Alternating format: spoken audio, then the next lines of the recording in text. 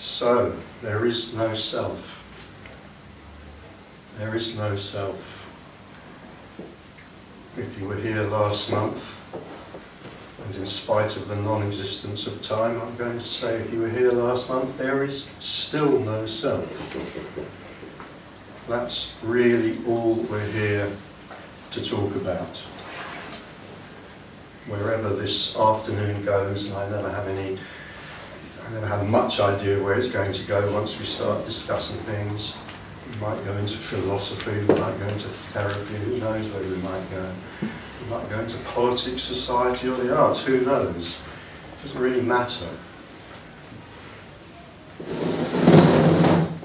The essence of what we're here to talk about can be summed up in those very, very few words, that one very short sentence: there is no self. We're here to talk about the possibility of that being seen directly. We might become philosophical about it, but the philosophy doesn't matter. We might become psychological about it, but the psychology doesn't matter. We might start talking about the neuroscience of this stuff, because there's some interesting stuff around about that, but that doesn't matter. Because all of that is abstract, all of that is theory, all of that is concepts in a way, and the problem with this stuff, the problem with non-duality, is that concepts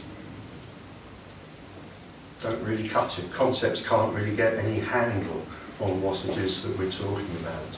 So we're talking about the possibility of the direct seeing, not the understanding, not the theory, not the philosophizing about it, but the possibility of the direct seeing that there is no self, that this and that and that and that and that is essentially empty, that there may well seem to be a self, but that's a kind of, it's very difficult to find the right word to end that sentence with, it's a kind of illusion. It's an appearance, perhaps appearance is a better word than illusion. It's kind of like what happens in a nighttime dream, when all sorts of things happen which seem to be absolutely real, and yet when we wake up in the morning, it's immediately known that none of what happened was real.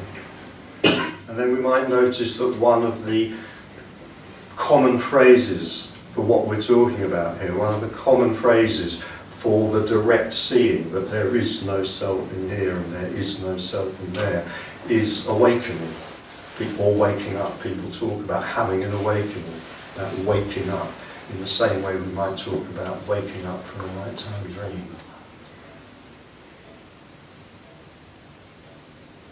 So, I and various other people sit at chairs in the front of rooms all over London and other cities and say there is no self. But, of course, to many of us it seems very much as if there is a self. It seems very much as if there is something very solid here, not an emptiness. Very solid there, not an emptiness. There seems to be a self, and that appearance, let's call it, the appearance of a self, can be extremely convincing. It can be utterly convincing. And we could ask ourselves, you know, in what does that consist? What is this strange thing, this self that we seem to have? And we could use other words for self, depending perhaps partly on our beliefs and our faiths and our superstitions and our philosophies and so forth. So we might talk about, you know, this self that we have. Some people might talk about the soul. You know, I have this thing called a soul. Other people might talk about a mind. I have this thing called a mind. What essentially does it consist of, this feeling that there is something in here? Something in here which exists separately from everything else, whether we call it a self, a soul, an ego, a mind, it doesn't matter. Essentially, where that, I'm going to use the word conception, but it's far more than a conception. Essentially where that feeling, a very powerful feeling often, that there is something in here which is essentially me and separate. It comes from, well, that last word that I used. What is it like to feel that I'm a self? What it is like feeling separate. So it's often called a sense of separation. In this context, we often talk about a sense of separation. The self produces, or the self consists of, a sense of separation. And then the next thing that we may feel is a very obvious question to ask or point to ruminate about is, well, separation from what? What does that mean, sense of separation? And that's very simple. And it's where, if we like, you know, the very kind of idea of duality comes from. Here we're talking about non-duality, and yet most of us live in what could be called a state of duality. And what that consists of is the sense that there is a separation between something in here, soul, mind, self, ego, whatever you want to call it, and everything else. And everything else. So that gives us duality. That gives us the two-ness, if you like, of duality. I mean, there are many, many things out there, so why do we just talk about two? Because essentially, the sense of living in separation is the sense that there is this, and it moves around in that. So the two things are this, the self, and the external world in which the self moves around. That is a pretty solid sense for most of us, for most of the time. Now that sense isn't there when we're first born. It kind of needs to develop. You know, the newborn baby doesn't live with a sense of separation. To a newborn baby there is just life happening. And when oneness is seen, again there is just life happening. But in between those two, I'll call them states, it's not a good word, but I'll stick with it for now. Between those states, for most of us, there is separation. Separation arises. We don't need to talk too specifically about at what age that arises, but roughly speaking, we could say that as consciousness, as awareness arises, the ability to form language, the ability to notice that there's stuff out there, then a sense of separation emerges. So there's no longer simply oneness, there's no longer simply non-duality, there's no longer simply experience, what is summed up again and again and again, not just by me but by other speakers, as simply the awareness that this is it. All there is this and this is it. It's so simple. It's so simple. Seeing non-duality is so simple. It is seeing that this is it. This is all there is. This is experience happening. This is oneness doing its thing, we could say. But when that sense of separation arises, at quite a young age for most of us, then things start to get much more complicated. Because as soon as it's felt that there is a separation between me and the world in which I move around, that starts to create some pretty obvious problems. Once it's felt that this is separate and it moves around in a world full of many other separate objects, particularly those very difficult separate objects known as people, then all sorts of complications begin. All sorts of games become possible that weren't possible before. All sorts of negotiations have to take place as I start brushing up against other people who have their own sense of self and their own ideas and their own theories and their own beliefs and their own faiths and their own needs. And then the whole dance of being a separate person, negotiating with others begins. And one of the points that I want to make is that that sense of separation is not simply conceptual. Because I'm sitting here talking about this, I'm having to talk in concepts, obviously. I'm having to lay words and ideas in front of me. But I really want to stress that what I'm talking about here is not a concept. It's like an energetic contraction. And this is why concepts, it is not concepts that, as it were, get us into the pickle of being a separate person. And that's why it is not concepts that can get us out of this pickle. We can have concepts piled on concepts piled on concepts about how to escape from the state of separation. It will not help us one whit to escape from the sense of separation. And it's because the state of separation does not exist in terms of concepts. You could say it contains concepts, but that's not its essence. The essence is a kind of energetic contraction. It's a kind of tightening. It's a kind of, it's kind of going from that expansion to that contraction. I've sought for all sorts of metaphors to try to kind of explain this or describe it, because we can only do it through metaphor, we can't do it directly. None of the metaphors that I've ever come up with, or that anybody else I've ever come across has ever come up with, work particularly well. But the only ones I've been able to offer in the past, and I'll offer now, it's a little bit like having an over-tight shoe on. But because you've always had it on, you don't notice it. The reason that the state of contraction is so slippery, if you like, is so difficult, is so like, you know, we can't grasp it in terms of our feelings of it, is because for most of us it's always been there, or at least it's always been there as long as we've been kind of conscious, in the sense that we've been developed enough to have language and thought and ideas.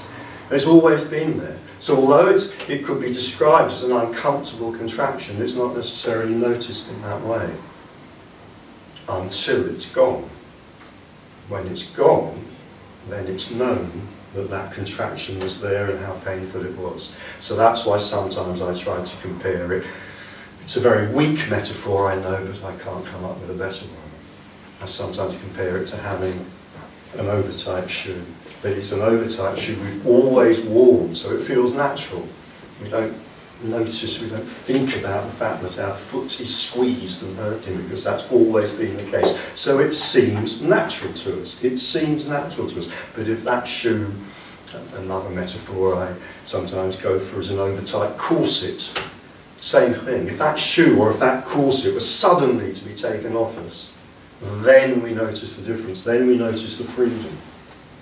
I mean, the word freedom is a word that is very often attached to conversations like this. When people talk about non-duality, when people talk about awakening, when people talk about liberation, they often talk about it in terms of freedom. It's very easy to misunderstand what that word freedom might be about.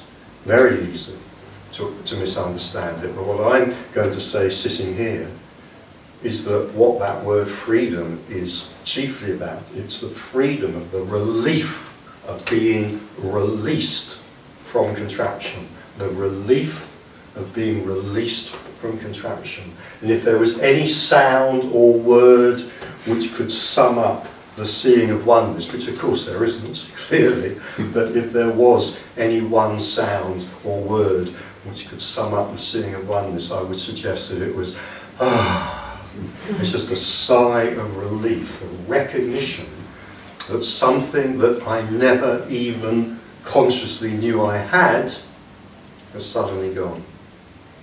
Has suddenly gone. And then there's that, that shift from tension into relaxation. It's not necessarily very dramatic. It might be. In some cases it can be extremely dramatic. It's not necessarily very dramatic. But that's in a way all that we're talking about here, that as we go from contraction into expansion. But for the one who feels separate, it's impossible to know anything of what it is that I've just been talking about. I mean, know in a meaningful sense. They can maybe have ideas about it. They can have knowledge about what I'm talking about. They can know it in that way, but they can't be known meaningfully. And so for the one who feels separate, maybe all that is apprehended, all that's understood, all that's felt is that there's something wrong. There's something that isn't quite right with life. And so for so many of us, that's a kind of constant theme for some of us, or a recurring theme for some of us. and there's something not quite right. I mean, we may have all sorts of motivations in life, we may go after all sorts of goals, and sometimes, hallelujah, we achieve them. And sometimes, at least for some of us, life is fine, and it goes smoothly, and it's wonderful. And yet, for so many of us, what we come back to is just a sense that sometimes, even when life is going really well, you know, there's something that isn't right. We might describe it as something missing. Often we do describe it as something missing. There's something missing in my life. I don't know what it is, but there's something missing in my life. This is, of course, a wonderful irony, because the problem is not that there's something missing in my life. The problem is that there is something present in my life. It's not that I'm missing something which I want. It's that I own something which I want to get rid of. And what I own is me.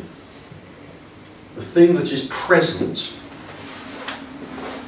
that is causing contraction in my life, that is causing my life to feel unsatisfying, is me.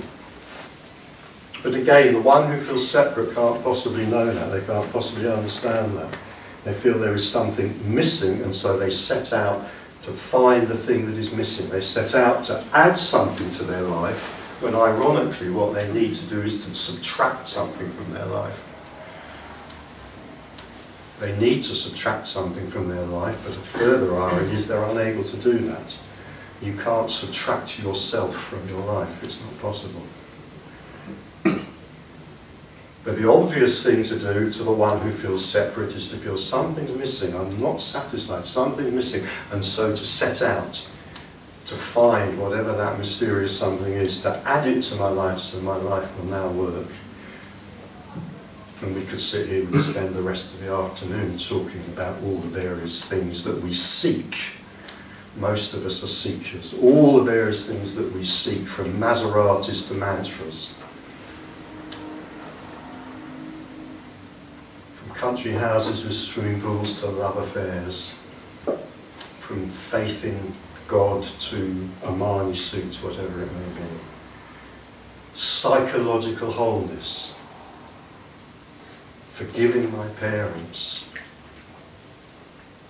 following a guru upon whom I can project all my unfulfilled yearnings, looking at some other figure out there and turning them into a magical saviour, whether it's a dead figure, a legendary imaginary figure, or a living human being. Ah, they will be my salvation, projecting all my yearning out there. Yearning for what? Well, yearning for Maseratis, yearning for mantras, really yearning for wholeness, and not being able to have any idea as to what that wholeness consists of. And all the time. It's a kind of tragicomedy in a way. I mean, it's a kind of joke. And it really is in some ways a very funny joke, but in other ways it's a tragedy. In other ways it's a tragic story. That always the one who feels separate is in a sense doomed. I seem to have been taken over by the spirit of some rather pompous language this afternoon. But never mind, let's go with it. Maybe I'll become less pompous after tea, who knows. It's like the one who feels separate, you know, is doomed always and inevitably to chase the wrong goal. Yeah. Doomed to chase the wrong goal. I mean, that word wrong, I mean, I'm using it in a very limited sense. I just mean wrong in the sense of ineffective, not wrong in any other sense. Not wrong as in immoral or in any other sense at all, but simply ineffective. Perhaps I should stick with that word. Purposeless. Purposeless. Perhaps I should stick with the word ineffective. It's like we are doomed. I'm beginning to feel now like a character in an Edgar Allan Poe story. We are doomed to walk the earth for eternity, or maybe not for eternity. Always seeking a resolution which is ultimately ineffective.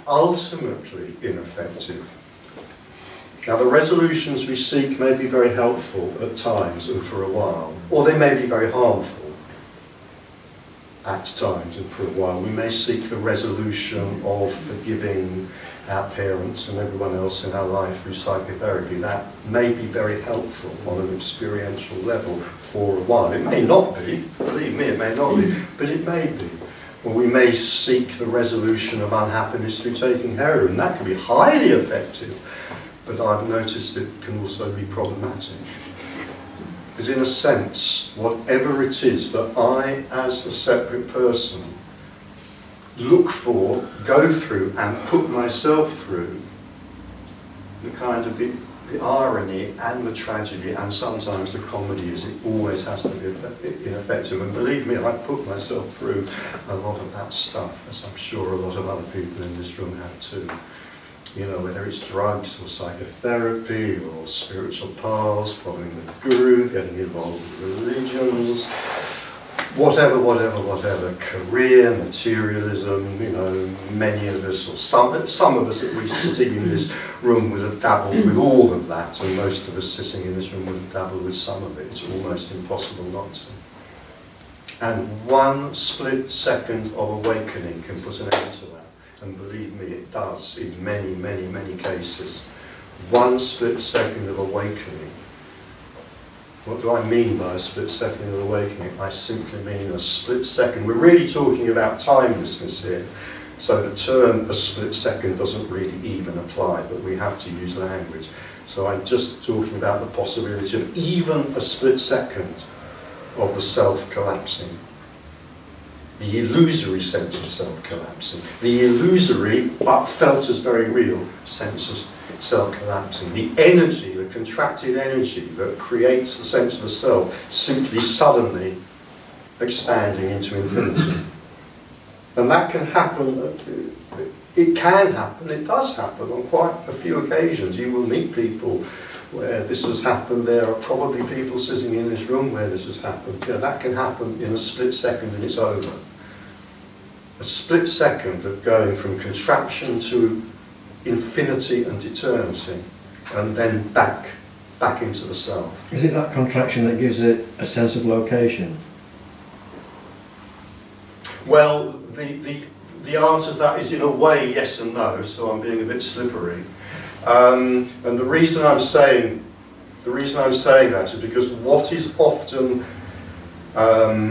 reported on, I don't want to use the word experience, what is often reported on in what we might call an awakening event or a liberation event, whether it's for a split second or whether it's for a longer period of time or for a much longer period of time, is a complete loss of both the sense of contraction and any sense of location whatsoever.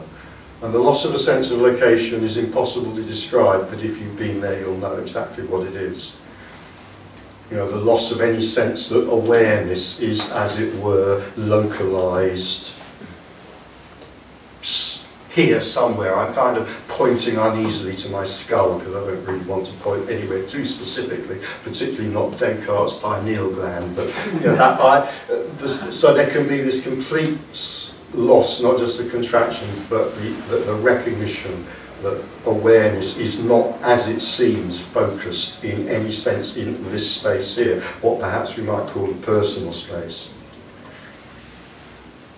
What tends to happen, I can't sit here and say it inevitably happens because I don't know, but I do know there are many cases where this happens, is that loss of any sense of localization, which by the way is no impediment whatsoever to acting perfectly efficiently in the world, not having any sense whatsoever of being here, doesn't stop this going into a coffee bar and buying a cup of coffee. I mean, as I've often said, there may be a person on an escalator in John Lewis's right at this minute going down to the basement to buy an electric kettle, and suddenly there may not be a person there anymore. There may be a complete disappearance of the self. That won't stop the kettle being bought. Well, it might do, but there's no necessity for it. And in a sense, the revelation that we're talking about, because if this happens suddenly, it really has to be called a revelation, consists in that. It is simply the revelation that kettles do not need people in order to get themselves purchased. It is perfectly possible for a kettle in John Lewis's to get itself purchased with no need of a person to do it. You'd need a cup of tea after that anyway, I think. Probably. Indeed. So the sense of location just vanishes rather So the sense of location can, I mean there's no rules about this, there's no rules about what happens, but this happens often enough for it to be worth talking about a bit. The sense of location can totally vanish. It can vanish for a period of time in this waking dream. We can't really talk of time in terms of what we're talking about, but unless liberation coincides with physical death, then this waking dream goes on, and in this waking dream there is still the fiction of time. So within that fiction, the sense of localization can completely disappear. It turns out that the one for whom it's disappeared, if you'll pardon the language of the one for whom it's disappeared is still perfectly capable of filling in their tax returns, buying an electric kettle, making love, taking the dog for a walk. There doesn't need to be a person to do any of that. There doesn't need to be a person to do anything. That complete sense of loss, or that complete loss of any sense of localization, may last for who knows what amount of time in this waking dream, but usually that ends. In other words, usually a sense of localization returns. But what doesn't return, if this is fully seen, and I'll talk about what that means a bit later, if somebody maybe brings me back to it, what that means by if this is fully seen. If this is fully seen, the sense of localization may return, but the sense of contraction doesn't. Right. And although there are no words to describe this because we have to communicate, we do, and so sometimes that's what people might call liberation, self-realization. Self-realization is a very ironic term, because really self-realization is the realization that there is no self to be realized. So the sense of localization may return, but if this has been seen fully, then the sense of contraction doesn't return. Is that sense of contraction totally impossible to be conscious of then, until it disappears, if you like? No, I think it's very possible to be conscious of it in all sorts of ways, but not in any way that really kind of understands it or really gets a grasp on it. I mean, the sense of contraction is experience. It's an experience. It's if you like, it's a. I was going to say it's a felt sense. It isn't a felt sense. It's many, many, many felt senses. It's many, many, many different kinds of experience. But the problem is, in a sense, what you just suggested is correct, because of going back to the tight shoe metaphor, because of what I was saying before, because that tight shoe has always been on the foot.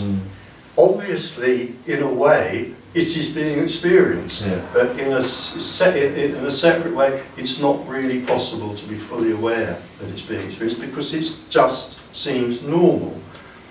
And so for most of us... So it's mutually exclusive then, pretty much? What's mutually exclusive? The sense of contraction and, well, the sense of no contraction, if you like, and sense of separation. Basically they come together. Yes. Yeah, once the sense of contraction has gone, the sense of separation has gone, because as far as what's talking to you here is concerned, they are the same thing. The sense of contraction consists of a sense of separation. The sense of separation consists of... So when the sense of separation goes, then it's realised what the contraction was, right? Yes, yes. Yeah, absolutely, yeah. And even, as I said a little while ago, even if it goes for literally a split second, what might be called a moment of satori or whatever, just a split second, and then the contraction comes back, the separation comes back, but the one for whom it comes back can never be the same again. Right. It is, the most radical shake-up possibly imaginable to the one who comes back. if they do come back, if they come back into a sense of contraction, they'll never be the same again. Never be able to have the same thoughts, never be able to see the world in the same way again. It's a huge energetic shift. It can, but it doesn't have to, it can then institute or bring on quite a painful period of time in the waking dream of the one who goes on having a life. It can do. Because it's been like a revelation that the one who thought they could solve a problem of life, whatever that is, the one who thought they could solve the problem of life by following their guru, by having more psychotherapy, by amassing more wealth, by changing their wife for a younger model, by buying a better car, the one who thought they could change, improve and solve the problem of their life does not exist. It's not that owning a better Maserati might not solve the problem of my life, it's that there is no one who owns a Maserati. And so when there has been even a split seeing of this, it often leaves a period of confusion and despair. It doesn't have to, it's by no means always the case, but it's the case often enough to make it worth talking about, make it worth mentioning. I've mentioned it many times before. People contact me, you know, because of the situation, I put myself into a situation where people know if they want to, they can talk to me, email me, phone me up, and talk about this. And a lot of the people who contact me, that's why, because there's been a seeing of this. It's incontrovertible, you know, when this is seen, it is incontrovertible. But then that's been momentary, it's been lost, and then it's been followed by despair. What that despair is often about is if the one who sees this in a split, in the kind of conventional language, if you like, if the one who has an awakening was a spiritual seeker, which they often are, and it don't have to be. Could have been a boxer, but they might be a, I mean, not that boxers can't also be spiritual seekers, of course, I need to watch what I say here. But if the one who sees this momentarily was a spiritual seeker, it can plunge them into despair, because it can suddenly reveal the emptiness of the seeking. It can suddenly reveal that that seeking may have brought all sorts of goodies, who knows what, but it couldn't be relevant to the real heart problem of being a person, which is that I'm a person, or I seem to be a person, and the spiritual seeking could never have done anything, if you like, could never have had an effect on that, and that's what can precipitate despair. And then there are other things, I won't hang on about this too much, but it's common enough to mention. There are other things that, for example, many of us know this, you know, if we're spiritual seekers, we probably have a community of spiritual seekers around us. We may have a partner who is as devoted to our guru, our path, our faith, whatever it might be, as we are. And if that all collapses, on top of the sudden, if you like, existential despair, suddenly the one who was seeking is plunged into existential despair because it's revealed that that seeking can't get them to the goal that they prize so much. At the same time that they're plunged into existential despair, they may also be plunged into experiential despair as their lovely spiritual support group around them falls apart as far as they're concerned, because they're no longer welcome there. And believe me, I've come across people who've been asked to leave their meditation groups and their guru groups and their this group and their that group when there's been an awakening, and then they've started talking about that, and then 2 or 3 weeks later they're taken aside and I don't think this is the right place for you anymore. And so as well as the existential crisis of seeing that this is empty, there could also be the experiential crisis of losing your spiritual support group, and perhaps, who knows, losing your relationship. And I know cases where that's happened as well. Gosh, this is sounding gloomy, isn't it? And it doesn't have to be like that at all, of course. Is there a support group? Of course there is, yes. There are many, many support groups. This is one of them. There's another one up the road, as you know. Support groups for people who've lost their support group. Yeah, absolutely, yeah. There's another one of these going on this very afternoon somewhere in South or East London at this very moment. Of course there are, yeah.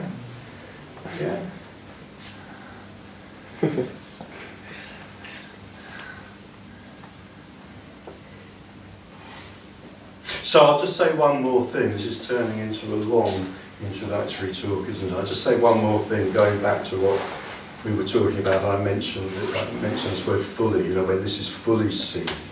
What's the difference, in a sense? I mean, by saying when this is fully seen, I am suggesting that this can be seen but not fully, and that is exactly what I'm suggesting. But in terms of what I've just been talking about, awakening, which may or may not plunge somebody into both existential and experiential despair, or perhaps neither. It might just be, joy unalloyed, who knows? So let's not get miserabilist about it. But in terms of what I'm talking about, when I'm using the word awakening, it's like the seeing of what we're talking about here, but it isn't a complete seeing.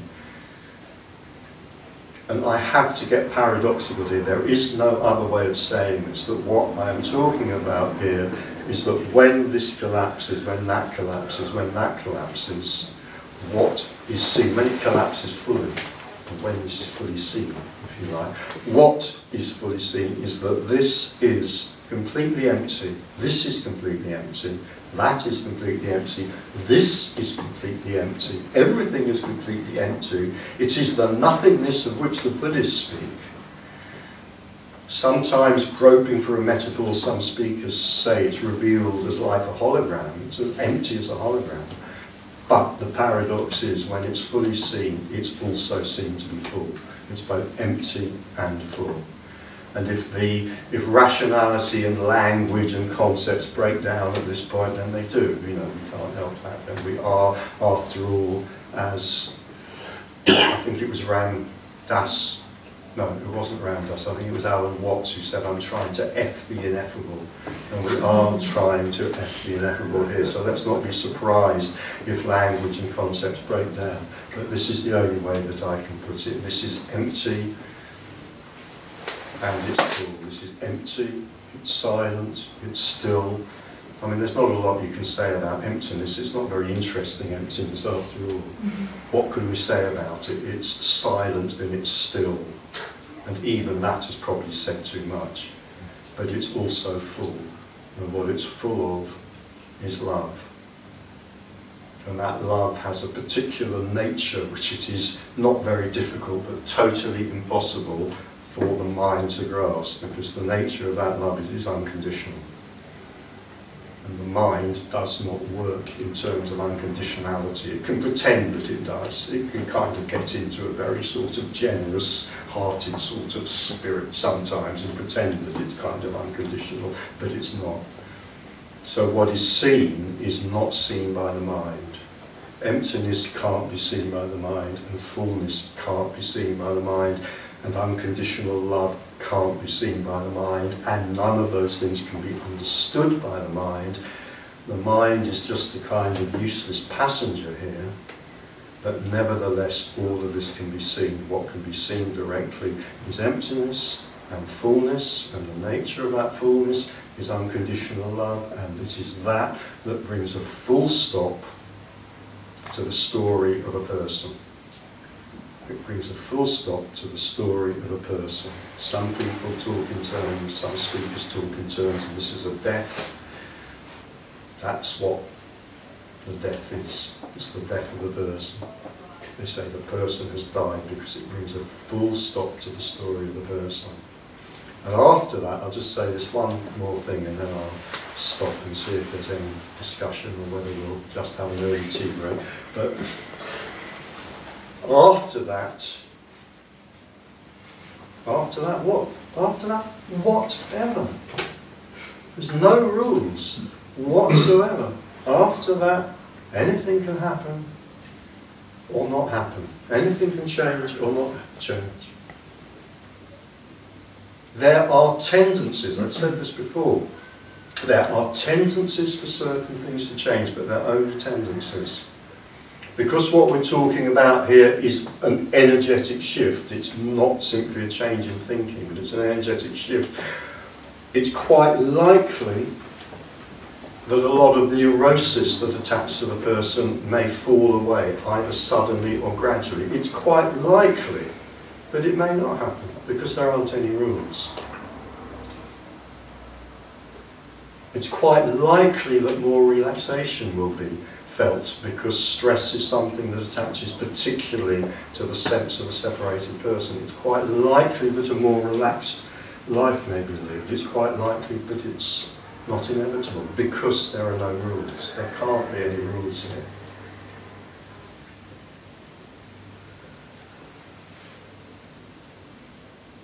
There are some other things which are quite often reported on, like a loss of motivation in terms of what the person might think of as motivation in the world. That can happen too. There can be a huge loss of motivation in terms of doing stuff in the world. But again, it's not inevitable, because anything can happen.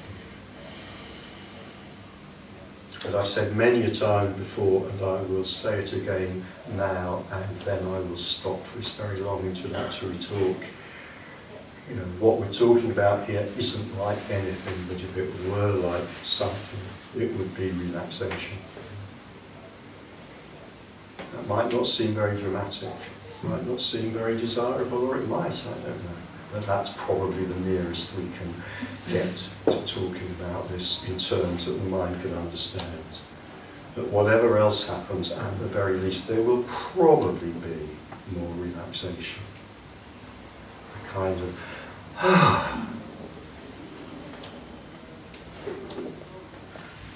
Okay, so I'll stop there and we'll see if there's anything else to be said. Yeah. Do you have a practice that you recommend in order to trigger the awakening? No. What is it that triggers this awakening? So what I would say is that there are many practices. They can have all sorts of effects. None of them really have any purchase here. It's a mystery. And time again, you will come across cases of others who will say the same thing. It's not almost impossible. It's impossible to describe. But if, for example, it doesn't have to be like this, but if, for example, there is, let's say, that initial awakening, that split second, or it might be longer, that awakening, the one for whom that has happened, it hasn't actually happened for anyone, but nevertheless, using language, the one for whom that has happened instantaneously sees that nothing that they ever did up to that point could possibly have any relevance to that. It's the most, it can be the most shattering and devastating. The reason I'm hesitating is because, again, language breaks down. I'm going to call it experience because I have to use a word. It can be the most devastating and shattering experience for the one who was determinedly devoted to, well, if I take my case, it might have been my guru, my meditation practice, my drugs, my, who knows what. There's so many things practiced in this past. It can be devastating to suddenly see him, just a split second, that none of that could possibly have had any purchase on the seeing of what we're talking about here, on the seeing of oneness. Because the one who was practicing was always, if you like, I don't really like this phrase, but I use it, a full self. The full self. Now, those practices may have many different effects on the life of the person. and those effects may be beneficial or they may not be that beneficial. Some practices are highly beneficial, some are very damaging, some practices may be beneficial to one person and damaging to a different person. I'm not saying practices can't have effects, of course they can, but they have effects for the person, and the person is the problem. And the person is such a problem, and the person himself or herself can do nothing about it. So when this is seen, it's just, this is part of the revelation. All those books I read, all those courses of Eastern and Western philosophy, all those practices, all those meditations, all that Gestalt therapy ideas, all that past life therapy, you know, all those numerous deaths I went through in my past life, da-di-da-di, endless da. That's part of what can leave the one for whom there's been an awakening feeling shattered. But see that none of that can have had any purchase. And it doesn't matter, because all of that was in any case simply what happened. And what happens is always what happens.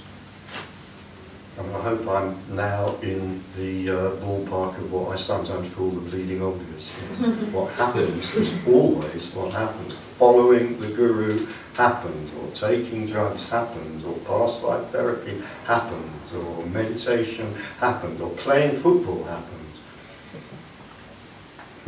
Dancing the samba happens, and what happens always, no exceptions, not a single exception, the apparent history of the world, not a single exception to this rule, what happens always happens. The realm of the bleeding obvious. So if we're drawn to a practice, it's quite probable or quite possible that a practice will occur. If we're not drawn to a practice, it's quite likely that a practice won't occur.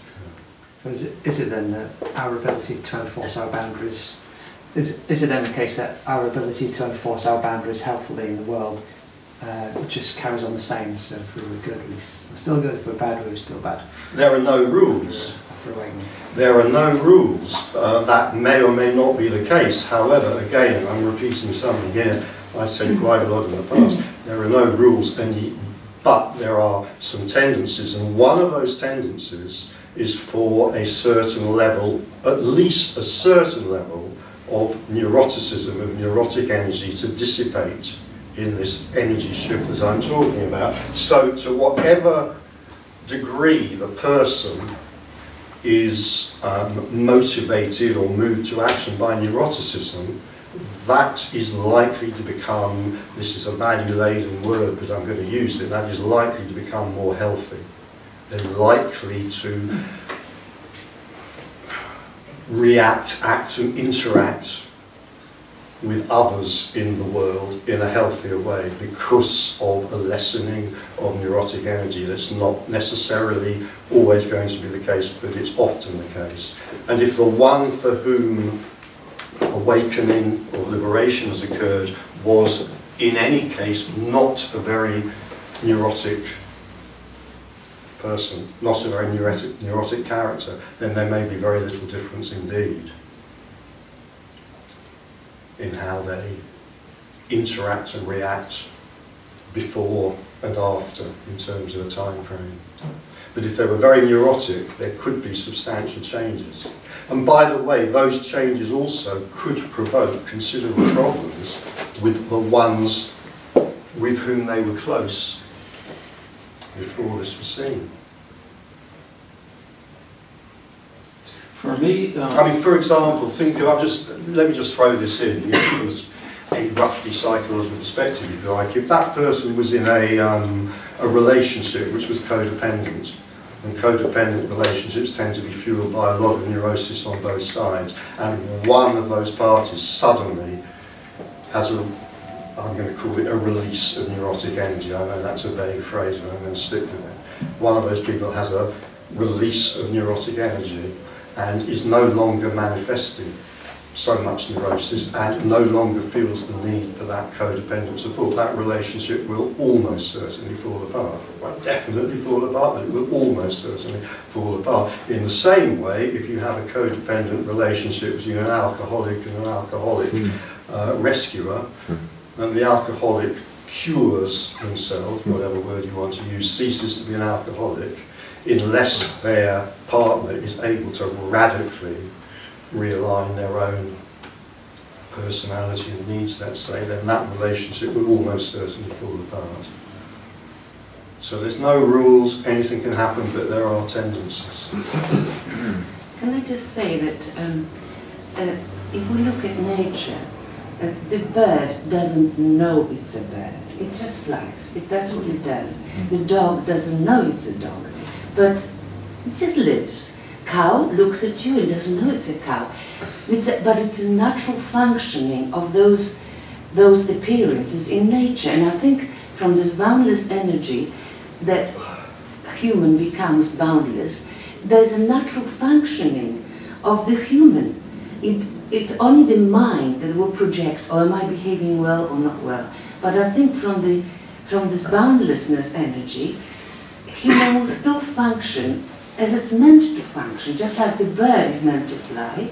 The human will not go and attack somebody or be necessarily manipulated by this. It will just function like a human, because that's nature, just nature, that's life. But when the mind gets into it, because and we function as a personality, we then think, all right, well, better behave that way, better behave this way, because otherwise I won't be loved, I won't be appreciated, or somebody will come. You know, we're all in that soup kind of thing. But there is a natural, this is what you're talking about, is a natural functioning. Once this energy goes boom, then the human actually functions naturally. I mean, Richard calls it unconditional love, I don't know, but you still function as a human, like a bird will function as a bird, but it doesn't, no one tells it, you know, it's a bird. It's a natural functioning of a human, of all the other appearances in this life.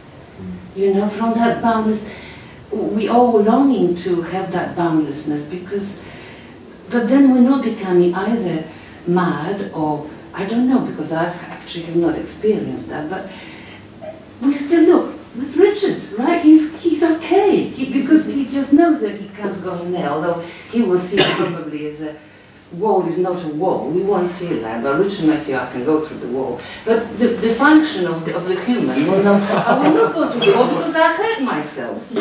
You know, because, you know, there's this function, natural nature functioning, that he will not do that because it will hurt me if I try to go through the wall. You see what I mean? That's right. So nature is kind of really perfect. It's the one that actually thinking about it, then the mind starts creating the stories about it all, that it all goes a little pear-shaped. But that's nature as well, isn't it? But the mind it is in a way natural. It's this actually, it's absolutely this sort of night and day situation. And I wanted to ask Richard, you know, the healing energy within the human being is the same energy that goes and slits somebody's throat, I guess, isn't it? It's the same energy, isn't it? Because everything is one energy. You know, it's frightening for the mind. The mind goes, oh no, it cannot be. The mind goes, oh my God, that is dreadful. But I recently been quite unwell, and I thought, well, you know, I didn't do the healing. You know, the healing happened, and the same healing will probably cause another serious illness. You know, this is all energy, isn't it? It's all that.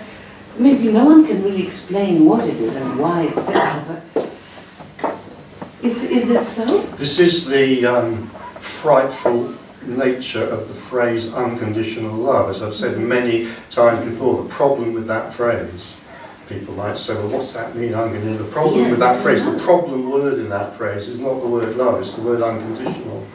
And the mind cannot get a handle on that. And in a way, you've given quite a good example of that, with the fairly extreme example that you've just gone for. You know, the energy, the slitting of the, you know, and we could all do that, of course we do. We live in a world, the nature of which, on the kind of the level, if you like, of the waking dream, again, it lies in the realm of the bleeding obvious. It's problematic to say the very least how the mind is going to say. I mean, the mind, you know, the mind's not just very clever. It's also the chief tool for keeping the sense of self in control. So, you know, the mind is kind of very good at and very prone to look for objections, and this is a pretty obvious objection to look for. Unconditional love, what are you talking about? Unconditional love? Open your eyes, take a look at the world. How can you call that unconditional love? The mind can't come to terms with that. What's being described here is not that somehow we can reasonably assert that there is unconditional love. You know, this mind doesn't think it can reasonably assert that any more than probably most of the minds in this room. I don't know. The state of the world, what are you talking about? It's ridiculous. Yes, from the point of view of the mind, it is ridiculous. All that is being asserted here is that when this is seen, that is seen as its nature. This is nothing, it is everything, it is the relative, it is the absolute. What is its nature? Its nature is unconditional love. There is unconditional love. And all that this can do is assert, not that somehow that's logical or reasonable or philosophically sustainable or anything like that. All that this can assert sitting here, all that anybody can assert sitting in the chair at the front of the room, as it were, is that that is simply seen to be the case. It can't be justified by the mind. It can't be argued. I wouldn't even try to argue for it in my mind. I mean, I've got a reasonably well-equipped mind. You know, I'm reasonably devious at argument, as human beings tend to do. You know, I can do the dance of logic and so forth. I wouldn't even try to argue for that from the point of view of the mind, but I am very happy to sit here in this seat and simply assert that when this is seen. Well, I'm happy to sit here and assert two very important things. That when this is seen in its fullness, it is seen that there is, I'm going to put this in the most neutral way I could possibly think of. I'm not going to say there is an outpouring of unconditional, anything like that. But there is unconditional love. I'm going to assert that as the first thing, and the second thing I'm going to assert is it is seeing that that brings an end to the searching of the person. It's seeing that that puts a full stop to the one who was seeking, the one who was searching, the one who felt that they needed to maintain psychological boundaries, or fell apart because they didn't have strong psychological boundaries, or wasn't very neurotic, or was very neurotic, or whatever.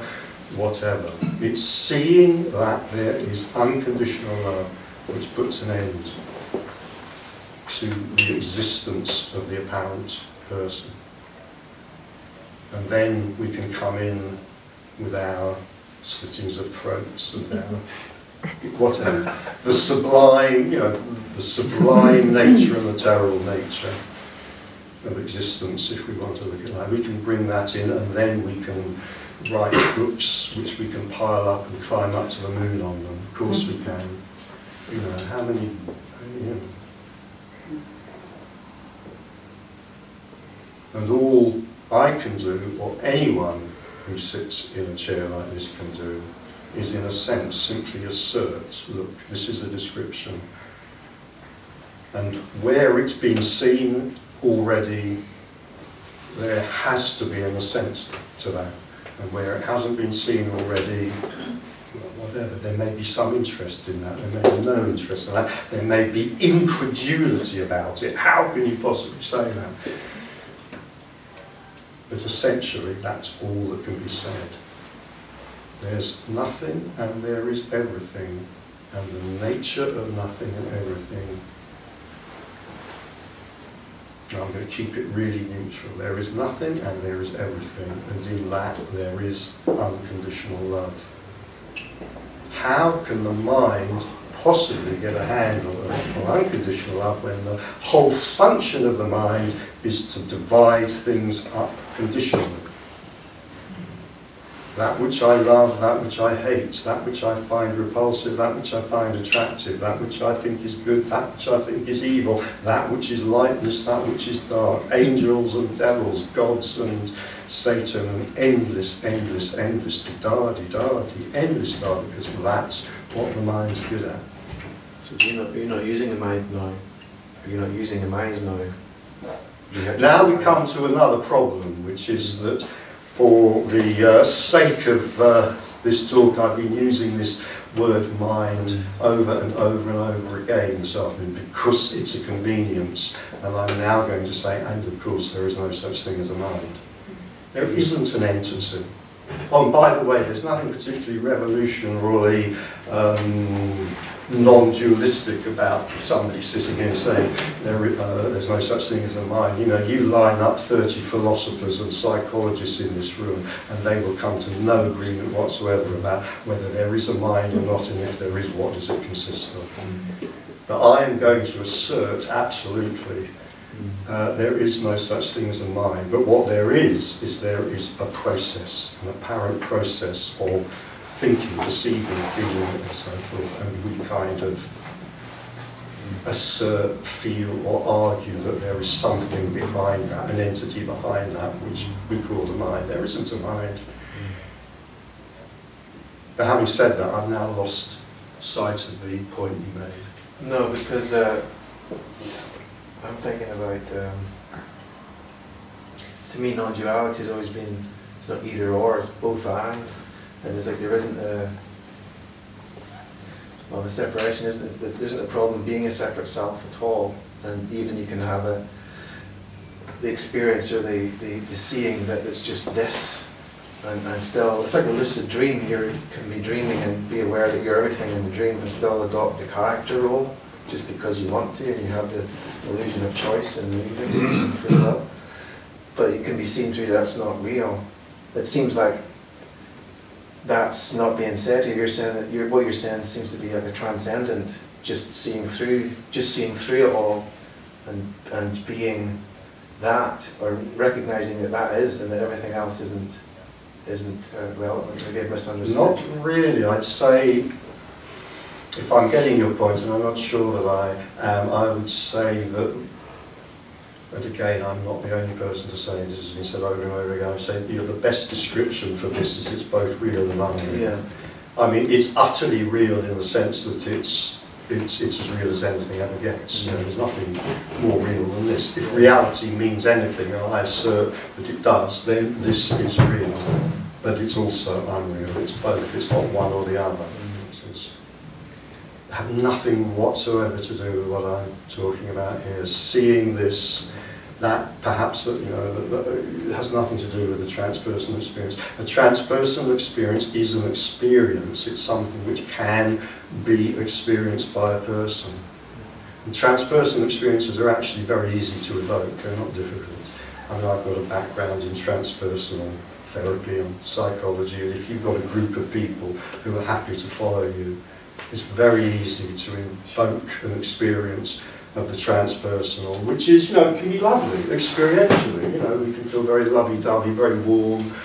We can go through all sorts of personal barriers with each other. For example, you can have a group of people and say, you know, Bert has taken an intense dislike to Fred, and then there's a transpersonal experience, and Bert and Fred are absolutely and totally reconciled to each other and love each other, and it's absolutely marvellous and it's wonderful. It's great. There does tend to be a side effect, which a lot of people who've done a lot of transpersonal workshops will recognise, which is that you then go home and your life falls apart for maybe 6 months or a year, because the intensity of going through and past your normal personal boundaries, it can be so intense that it's very, very difficult to live life from an ordinary level after that. But what I'm saying is that that has nothing to do with what I'm talking about here.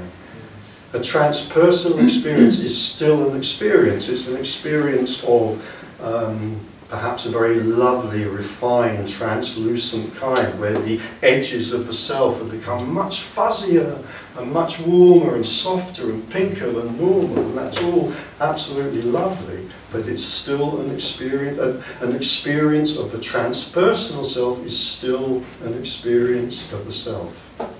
And what I'm talking about here is the seeing, and there is no self. The transpersonal experience of warm and fluffy and pink love, which, believe me, I've had many times, has no more to do with what we're talking about here than running for a bus.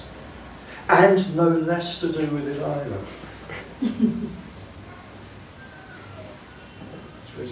This has nothing to do with any specific experience, whether transpersonal or not.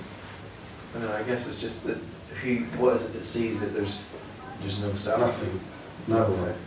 Nothing. No one sees that there is no self. If we want to philosophically posit that there must be somebody, that if there is something seen, there must be someone or something that sees it, if we want to posit that philosophically, then we can then go on off down the road of, you know, talking about witness consciousness and the detached self and the observer and da da da da da. All of that's absolutely fine, but it's also irrelevant to what we're talking about here.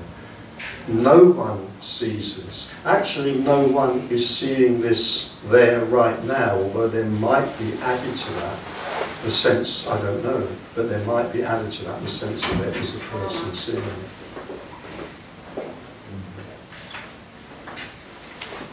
But again, if you like, that's another way of recasting the revelation if it's seen. There doesn't need to be a person to see that there is no person. There doesn't need a person to see. There doesn't need to be a person to see that this is empty and this is full. In fact, as long as there's a person looking to see that this is empty and full, it can't be seen.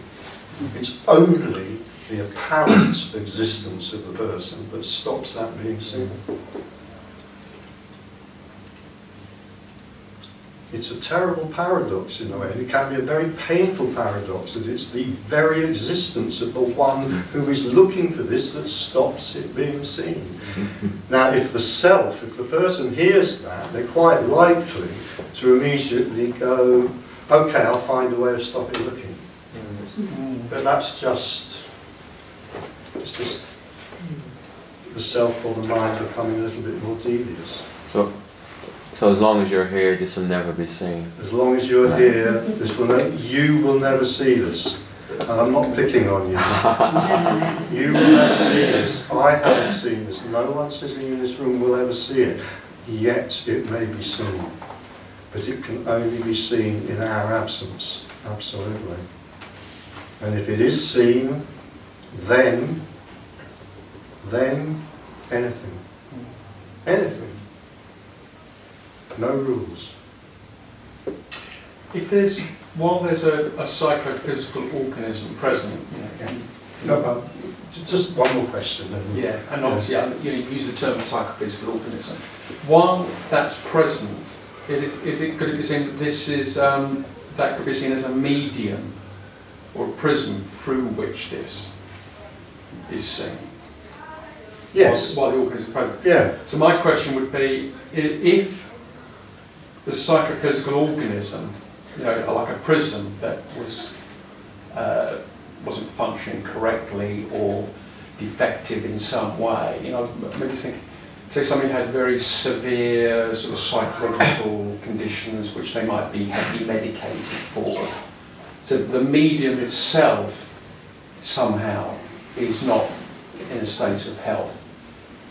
Can that prevent this being seen? Well, we can hypothesise. And that's all it is, isn't it? It's all it is. I mean, with my background, has already been referred to this afternoon.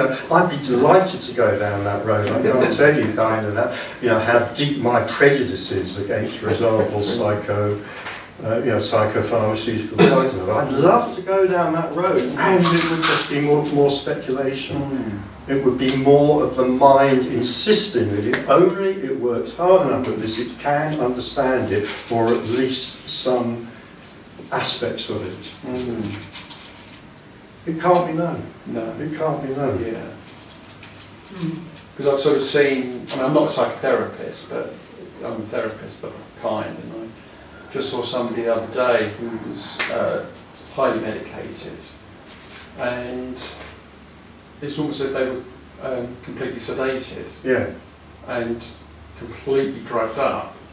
And I was thinking, well, just as a sort of an organism itself, which is almost like everything's just subdued, and maybe that medication is causing this contraction, and and sort of deepening it. It's already, contractions already there, so maybe it's deepening it. So maybe that means it's impossible that while that medication's been taken, this can be seen. Wouldn't it be lovely to kind of have a story like that and to be able to? It can't be known. It can't be known. No. Because this could be seen in whatever circumstances. Whether you're highly medicated, whether you're not highly medicated. I mean, that's whether you're taking your 5 a day or not taking your 5 a day. I can't tell you how much at this moment, just before tea, I want to assent to what you're saying, and I can't. Because there are no rules about this, or to put this another way, you cannot put this in a box. You can't write even the simplest list of instructions, such as don't take psychiatric medication. You can't even write that instruction, although believe me, I would like to. This cannot be put in a box of any kind. Because even in a sort of, maybe you might perceive somebody to be in a highly agitated, highly anxious, delusional, hallucinatory condition, which you might think, oh, maybe this is dealing with all of this stuff, all of that stuff on the relative level. But as you said, it's speculation of whether or not that's going to have any effect on whether or not the self falls away or not. The seeing of this can arise after, in the story of life, profound, long periods of beatific peace.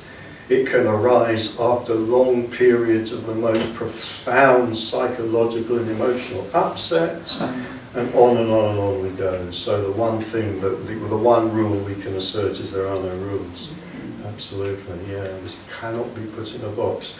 And in a way, I'll come onto this, then we'll have to, but in a way, it's a testimony to the incredible brilliance of the mind, that if you think about it, if you look at the history and development of the world's religions, its spiritual paths, its psychological paths, its paths to freedom, its paths to liberation, on and on and on and endless on. It's an incredible testimony to the brilliance of the mind, that it can create so many different, and by the way, often contradictory stories about what it is we can do to solve the problem of me. And they're all just stories. And I'll just repeat that last point, and of course notice, as with religions, that many of them are contradictory. Yeah. Do you want to do this one last one, see if it's quick? Yeah, because the thing is, when he was talking about this, I just thought, how about people, like, for instance, with dementia? Yeah. That they're supposed to have lost their sense of self? Yeah. Can we know? No. I know it's a mind inquiry. No, we can't, no. And I mean, one of the obvious things I point out about that is dementia can take so many different forms anyway. So many different forms. Or it can almost be heaven or hell. I mean, there are cases of people who've lived their entire lives in a state of real mental and psychological torture, and they become demented and they become happy for the first time in their lives. There are cases where it can go the other way. So yet again, there's nothing. This is the problem for the mind. How the first case, like my mother has dementia, and she looks, I mean, of course she's losing skills as it goes, but she's becoming happier and happier. Yeah, that can happen, yeah, that can happen. And one day she's upset because she heard that she has Alzheimer, but the next moment she forgot about it, so then she's happy again. Yeah. So I wonder if she's awakening. Maybe, who knows, but it could go the other way as well with dementia. So again, there's no rules. If only there were. If only there were rules, we could bottle them and we could sell them and we could become fantastically rich and then we could be very benevolent and give all our money away and it would be wonderful. But we can't. And it's tea time.